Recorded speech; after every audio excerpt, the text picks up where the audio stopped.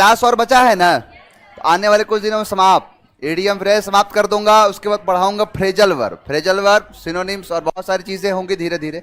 चलो idiom phrase निकाल लो। पहला शब्द शुरू होता है पेंडोरास बॉक्स से।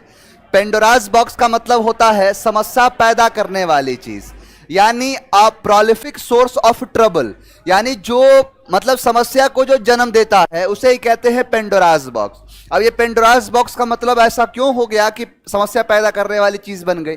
हुआ क्या कि एक बार ऐसी परंपरा है, कथा है कि जितने मतलब देव देवी और देव जो देवता लोग थे, उन्होंने दुनिया भर की सारी दुख तकलीफ को, सारी समस्याओं को एक बॉक्स में रख के पेंडोरा नाम की एक लड़की को दे दिया और कहा कि सब कुछ करना लेकिन इस बॉक्स को कभी खोलना नहीं। हम करते वही हैं जो मना करने को कहा जाता है। तुम लोग सब पीछे मत देखना, अब कह दिया तो मत देखो। कहूंगा कि पीछे नहीं देखना तो मन करे क्या है एक बार देख लेते हैं, ऐसे नहीं। लेकिन जब मना करूंगा कोई काम करने के लिए वो काम और करोगे। कहा कि ये मत करना, वो लोग करके एक बार देख लेते हैं। यहां नहीं, एनआईटी घाट नहीं जाना, जाके देख लेते हैं।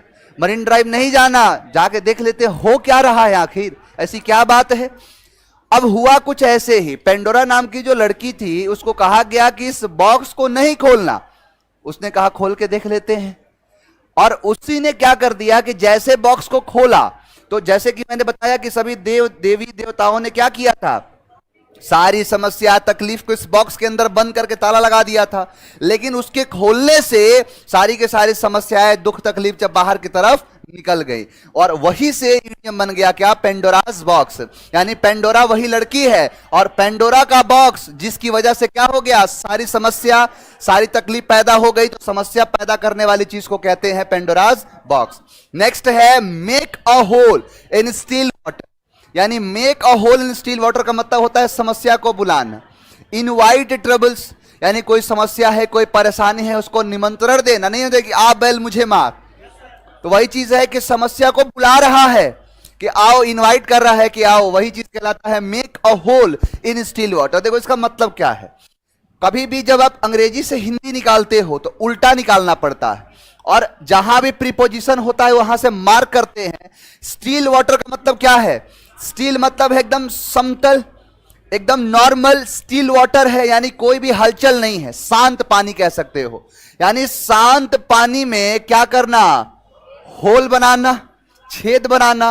अब बताओ कि शांत पानी है, अब वहां पर कोई भी मतलब कुछ भी करेगा तो वो शांत चीज को क्या किया, अशांत किया, और वही क्या हो गया, समस्या को बुलाना।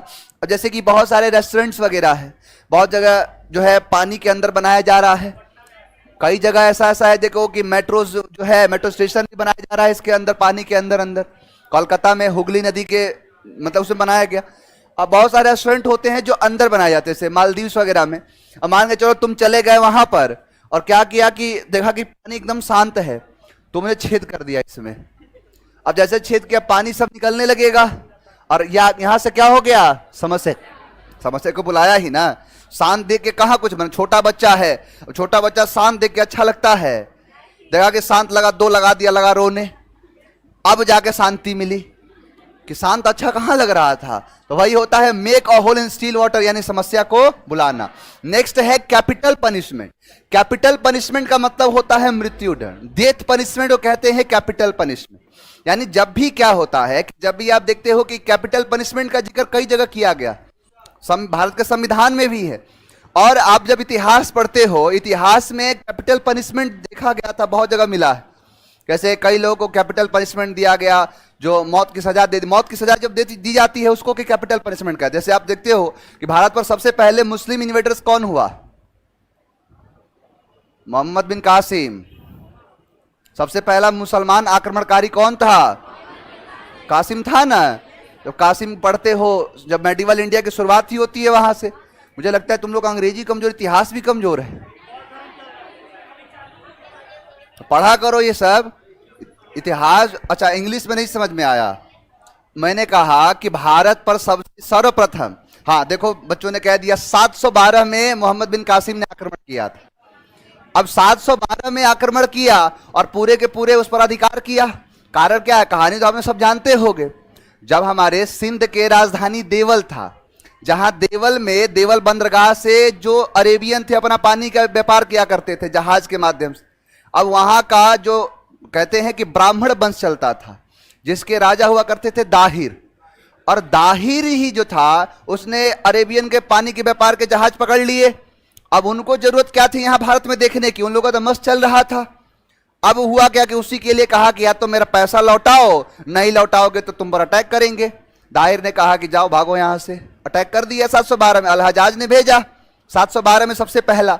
अब 712 में भेजा तो वहीं से शुरू हुआ कि जितने ब्राह्मण लोग थे और जो भी लोग थे, यानी हिंदू, जो हिंदू शाही वंश का राजा हुआ करता था, तो वहां से क्या किया कि बोला कि you have two option, either adopt Islam, या तो इस्लाम को मानो, और you have to pay non Muslim tax, जिसको आप पढ़ते हो जजिया के नाम से। ये घटनाएं घटी ना। 714 में वापस लौट गया, लौटा उसके बाद वो जिंदा रहा। कैपिटल पनिशमेंट दे दिया गया था, उसमें मौत की सजा दे दी गई थी। वहां पे अलहजाज ने जो है वापस बुलवाया इसे, और उसके बाद कैपिटल पनिशमेंट दे दिया। वहीं भी पढ़ने को मिलता है कैपिटल पनिशमेंट, यानी कैपिटल पनिशमेंट का मतलब ही होता है क्या, जो मृत्यु दंड हो। यानी देखो माइल्ड पनिशमेंट नहीं होगा, कैपिटल पनिशमेंट का मतलब यह है कि मतलब मौत के घाट उतारना। अब भारत में, भारत का कैपिटल पनिशमेंट क्या है, फांसी दे देना। सऊदी अरब में कैपिटल पनिशमेंट क्या है, जेसीबी से पकड़ के लटका देना, है ना। कई जगह पर है कि आदमी को फांसी दे के नहीं, गोली मार के मार दिया जाता है, तो वो सब क्या आ जाएगा, कैपिटल पनिशमेंट। अब कैपिटल पनिशमेंट को याद कैसे करोगे, कैपिटल को याद करोगे कैपिटल से, यानी कैपिटल के अंदर जो पनिशमेंट दिया जाता है वो कैसा पनिशमेंट होता है, कैपिटल पनिशमेंट। जैसे दिल्ली उल्ली में देखोगे बहुत, जैसे जो खास करके खास राजधानी जो है, वहां में अगर कोई काम हुआ या कोई किसी ने कांड कर दिया, अब उसके जो सजा सुनाई जाएगी वो सब क्या होगा, कैपिटल पनिशमेंट होगा। तो सबसे ज्यादा कैपिटल पनिशमेंट कैपिटल में होता है, यानी कैपिटल पनिशमेंट कहां होता है, कैपिटल में, जिसको हम डेथ पनिशमेंट कहते हैं, मृत्यु दंड कहते हैं। नेक्स्ट है आपका कूल एज अ कुकुम्बर, यानी एकदम जैसे कहते हैं कि एकदम शांत है, स्थिर है, कोई उसको मतलब ऐसा नहीं है कि जैसे नहीं कई लोग होते हैं कि थोड़ा सा कुछ कह दो, थोड़ा सा उंगली कर दो, आदमी अपना आपा खो देता है। मुनि धोनी, हाँ कह सकते हो, MS धोनी है। मतलब जैसे कई जगह सिद्ध पुरुष कहा जाता है इसे, सिद्ध पुरुष समझते हो, जो मतलब कहा जाता है कि जैसे गीता के श्लोक 56 जो है उसमें कहा गया है, दुखेश्वनु दुग्ध मनः सुखेश्वनु विगत स्पृह वितराग भय क्रोधता स्थित धीर मुनि रुच्यते। यानी चाहे दुख हो चाहे सुख हो, दोनों में जो समान अपनी स्थिति को बना के रखता है। ऐसा नहीं कि दुख आया तो अपना आप सब कुछ खो दिया, और खुश आया मतलब खुशी आई जिंदगी में तो मतलब सब कुछ भूल ही गया। तो वही है कि जो सिद्ध पुरुष होता है, चाहे दुख हो और चाहे वो सुख हो, दोनों में समान स्थिति बनाए रखता है, उसे ही कहते हैं सिद्ध पुरुष। और वही कहलाता है अंग्रेजी के अंदर as cool as a cucumber, यानी कुकुम्बर का मतलब होता है खीरा। अब देखोगे ना ठंडी के टाइम में भी आपको ऐसा ठंडा ही दिखेगा, और गर्मी में देखोगे तो ठंडा ही दिखेगा। तो वही से इडियम बना दिया कि नॉट नर्वस एंड इमोशनल, यानी ना तो ये नर्वस है और ना ही इमोशनल है। इसके अंदर कोई इमोशन बहुत ज्यादा इमोशनल इसलिए नहीं होता है कि थोड़ा सा कुछ सुना दिया तो इमोशनल हो गया, लगा रोने, और वही क्या है, ना ही नर्वस बहुत ज्यादा हो जाता है। तो कूल एज अ कुकुम्बर का मतलब होता है दिमाग से ठंडा और कैसा, स्थिर एकदम हो। हर देखो अब मैं हमेशा सिखाता हूं कि इडियम फ्रेजेस जो मैं लिखवा रहा हूं, जो मैं बता रहा हूं, गारंटी तो ये नहीं देता कि एग्जाम में हूबहू ऐसा ही आएगा। जो इसके ऑप्शन है ऐसे तो नहीं आएंगे, लेकिन आप ऑप्शन निकाल लोगे कि इसमें से कौन सा आंसर सही है। तो ये चीज ध्यान रखना। मतलब इसमें बहुत तरीके से दे सकता है कि जो हर चीज में, हर स्थिति में एक समान रहता हो, उसे ही कहते हैं कूल एज अ कुकुम्बर, दिमाग से ठंडा एवं स्थिर। नेक्स्ट है hammer and tongues. Hammer and tongues का मतलब होता है मेहनत करना। हैमर का मतलब होता है हथौड़ा, टंग्स का मतलब होता है चिमटा। अब देखो आज तो बहुत सारे ऐसे मशीन आ गए हैं कि इनमें ब्लेड लगा होता है तो कट जाता है। नहीं तो आपने देखा होगा कि एक आदमी क्या करता है, ऐसे पकड़ता है और दूसरा उस पर हथौड़ा मारता है, तब वो चीज अलग होता था, याद है वो। वही इडियम बनाया था, हैमर मतलब हथौड़ा और टंग्स मतलब चिमटा, यानी चिमटे से ऐसा चिमटा होता था, कोई लोहे या कोई चीज पकड़ लिया एक साइड से, उस पर फिर दूसरा मार रहा है, तो वही चीज कहलाता है हैमर एंड टंग्स, यानी क्या करना, मेहनत करना, टू वर्क हार्ड, यानी कठिन काम करना, कठिन परिश्रम करना। एक कराया था आपको जैसे जो एल्बो ग्रीस नहीं था, तो वैसे ही ये भी है, हैमर एंड टंग्स। नेक्स्ट है by putting two and two together. By putting two and two together, यानी कि दो दो चीजों को मिला के एक जगह रख देना। यानी जब भी आप दो चीजों को मिला के जब एक जगह रखते हो, उसे ही कहते हैं कि by putting two and two together. लेकिन इसका इस्तेमाल कहां होता है? इसका जो खास करके इसका इस्तेमाल करते हैं, जैसे मान के चलो कि सपोज ये सुप्रीम कोर्ट का वर्डिक्ट आता है या फिर किसी हाई कोर्ट का वर्डिक्ट आता है, तो क्या किसी भी चीज के आधार पर दे देंगे? जज का मन किया कि दे दो, ऐसा कर दो, तो हो जाएगा। समझ में आया? यानी कहने का मतलब है कि जब भी आप सबूतों के आधार पर, मतलब दो सबूत यहां से उठाया और दो सबूत यहां से उठाया और दोनों सबूतों को मिला दिया एक साथ और उसके बाद कोई वर्डिक्ट दे दिया, उसे ही कहते हैं by putting two and two together. जैसे जो सुप्रीम कोर्ट ने बहुत सारे चीजों पर फैसला दिया है, राम मंदिर का फैसला दिया, तो क्या ऐसे हवा में दे दिया? सबूतों के आधार पर जो दिया जाता है उसे ही कहते हैं by putting two and two together. यानी कि दो और दो को एक करके क्या कर देना, कोई डिसीजन बता देना, वही कहलाता है by putting two and two together, सबूतों के आधार पर। Next, fed up with. Fed up with का मतलब होता है तंग करना, यानी किसी को इरिटेट करना। खास करके जैसे नहीं होता है कि किसी भी चीज से मैं तंग आ चुका हूं, मैं I am fed up with your behaviour, मैं तुम्हारे बिहेवियर से तंग आ चुका हूं। I am fed up with कुछ भी जो आपको कहना है कि जिस चीज से तंग आ चुके हो। हाँ, I am fed up with my friend, मैं अपने दोस्त के तंग आ चुका हूं, मैं अपनी जिंदगी से तंग आ चुका हूं, नहीं लोग कहते हैं, यही आता है fade up with. Fed up with का मतलब होता है तंग आना, यानी डिस्गस्ट विथ समथिंग, कोई भी चीज से या फिर समवन, किसी से या किसी चीज से तंग आ जाना क्या कहलाता है? Fade up with. अब मान के चलो पति है, पत्नी से तंग आ गया, बार बार कुछ बोल देती है, सुना देती है, और बार बार कुछ भी कहो तो धमकी देती है। किसका? मेरे सर्टिफिकेट का, कि देख लो मेरे पास प्रूफ है, शादी हुई है, ज्यादा कुछ करोगे कंप्लेन कर दूंगी। अब उसी पर क्या हुआ कि पति बार बार दिखाती थी अपना मैरिज का सर्टिफिकेट, अब आया उसको एक दिन गुस्सा, मैरिज सर्टिफिकेट को फाड़ दिया, कहा अब बताओ कहां से दिखाओगे। यानी उससे तंग आके क्या कर दिया? फेड, मतलब फेड को याद करो फाड़ से, कि जब आ रहा था फेड अप विथ, यानी फेड हो रहा था जिस चीज से, उसे क्या कर दिया? फाड़ दिया। यानी फाड़ा क्यों? क्योंकि उसे फेड हो गया था, उससे तंग आ गया था, मैं तंग आ गया हूं, उसके लिए इस्तेमाल क्या करते हैं? Fade up with. देखो स्पोकन में यही यूज होता है, जो फ्रेज मैं लास्ट में कराता हूं ना, वैसे ही ये भी है। मैं फेड अप विथ मतलब तंग आना, परेशान होना, किसी चीज से इरिटेट हो जाना। नेक्स्ट है to rub shoulders. To rub shoulders का मतलब होता है नजदीक आना। To come in to close, यानी किसी के नजदीक आना, किसी के करीब आना, क्या कहलाता है? To rub shoulders. जैसे मान के चलो कभी कभी नहीं होता है कि जैसे मान लो कोई व्यक्ति वहां खड़ा है और मैं इधर अपोजिट में खड़ा हूं, हम दोनों अगर एक दूसरे से ऐसे आते जाए तो एक ऐसा टाइम आएगा कि जब दोनों का शोल्डर आपस में टकरा जाएगा। टकराएगा ना? वो कब टकराएगा? जब हम क्या आ जाएंगे? नजदीक आ जाएंगे। जब एक दूसरे के करीब आएंगे, नजदीक आएंगे, तभी क्या हो जाएगा? शोल्डर रब हो जाएगा, यानी रगड़ खा जाएगा। तो टू रब शोल्डर्स का मतलब होता है नजदीक आना, to come into close. Next है रूट एंड ब्रांच।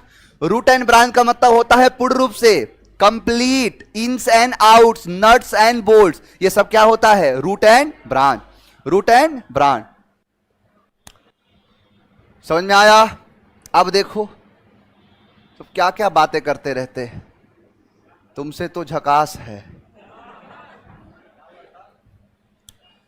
चलो बात करते हैं रूट एंड ब्रांच। ऑनलाइन वालों का अलग ही लगा रहता है, एक मैसेज करेगा तुम कहां से हो, मैं यहां से हूं। अब सब लोग बताओ बताओ सभी लोग कहां से हैं, सभी लिखना शुरू कर देंगे। चलो रूट एंड ब्रांच। देखो रूट का मतलब होता है जड़ और ब्रांच का मतलब होता है जो शाखा है, जो इसकी शाखा है, टहनी है। तो मान के चलो किसी को रूट भी पता है और किसी को ब्रांच भी पता है, इसका मतलब कंप्लीट। यानी रूट मतलब जड़, ब्रांच का मतलब डाली, जो शाखा है उसकी। अब जो रूट भी पता है और ब्रांच भी पता है, इसका मतलब क्या है? अब कुछ पता है। अब देखो कंप्लीट के लिए बहुत सारे शब्द कराए हैं। मैंने कहा था कि यहां पर ए फॉर अल्फा ओमेगा, तो अल्फा टू ओमेगा बताया था। इन्स एंड आउट्स, अंदर का और बाहर का कंप्लीट, नट्स एंड बोल्ट जो एसेंशियल है, जो कंप्लीट है, वो भी दिखाता है। तो रूट एंड ब्रांच क्या है? पूर्ण रूप से जो कंप्लीटली बात करते हैं। यही है last but not the least. आप भी बोलते होंगे ऐसा, मेरे मुंह से कई बार सुने होंगे। Last but not the least का मतलब होता है, देखो ध्यान से, क्रम में अंतिम, यानी लास्ट इन ऑर्डर। ऑर्डर में क्या है? लास्ट है, but not last in importance, लेकिन इंपॉर्टेंस में अंतिम नहीं। ये कह रहा है कि लास्ट यानी सबसे आखिरी, बट लेकिन not the least. Last but not the least का मतलब होता है क्रम में तो अंतिम है, लेकिन महत्व में अंतिम नहीं। इससे भी बहुत बहुत इंपॉर्टेंट आगे मिलेंगे। तो वही है last but not the least, क्रम में अंतिम लेकिन इंपॉर्टेंट में अंतिम नहीं। पेंडोरास बॉक्स, समस्या पैदा करने वाली कोई चीज। Make a hole in still water, न्योता देना, बुलाना, आ बैल मुझे मार। Capital punishment, cool as a cucumber, दिमाग से ठंडा है mister. Hammer and tongs, by putting two and two together, सबूतों के आधार पर निष्कर्ष पर पहुंचना, यानी सबूतों के आधार। Fed up with, to rub shoulders, root and branch. Last but not the least, लेकिन क्रम में सिर्फ अंतिम है, इंपॉर्टेंट में अंतिम नहीं। जैसे मैं कहूं कि आज 191 से 200 तक सबसे लास्ट कौन सा है? ये वाला। तो सबसे लास्ट तो है, लेकिन इंपॉर्टेंट में लास्ट नहीं है। इससे भी इंपॉर्टेंट पॉइंट आगे आएगा। समझ में आ गया? चलो, पीछे जितने बच्चे समझ में आ रहा है कि नहीं आ रहा?